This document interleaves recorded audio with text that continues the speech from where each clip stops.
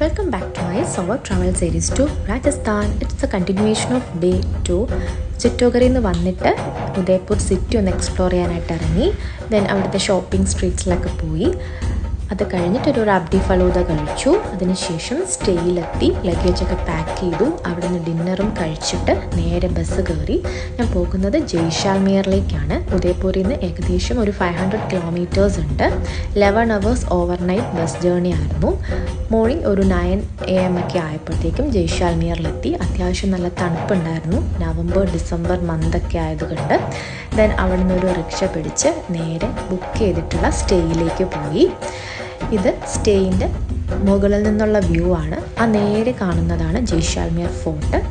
Then breakfast ഒക്കെ കഴിച്ചു ready ആയിട്ട് നേരെ പോകുന്നത് പത്പോൻ കി ഹവേലി എന്ന് പറഞ്ഞിട്ടുള്ള ഒരു ബിൽഡിങ് കാണാനായിട്ടാണ്.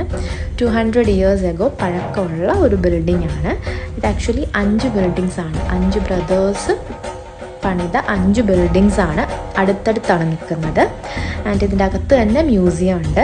രാജസ്ഥാനി ആർക്കിടെക്ചർ, ഫർണിച്ചേഴ്സ്, അവിടുത്തെ മ്യൂസിക്കൽ ഇൻസ്ട്രുമെൻറ്റ്സ്, ഈ കാര്യങ്ങളൊക്കെ അതിനുള്ളിൽ കാണാനായിട്ട് പറ്റും.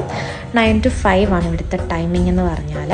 ഇതും ജയ്സാൽമീർ ഫോർട്ടിൽ നിന്ന് ജസ്റ്റ് വാക്കിംഗ് ഡിസ്റ്റൻസേ ഉള്ളൂ. ആൻഡ് ആഫ്റ്റർ ദിസ് താർ ഡെസേർട്ടിലുള്ള ഒരു ഡെസേർട്ട് ക്യാമ്പിലേക്കാണ് ഇനി പോകുന്നത്.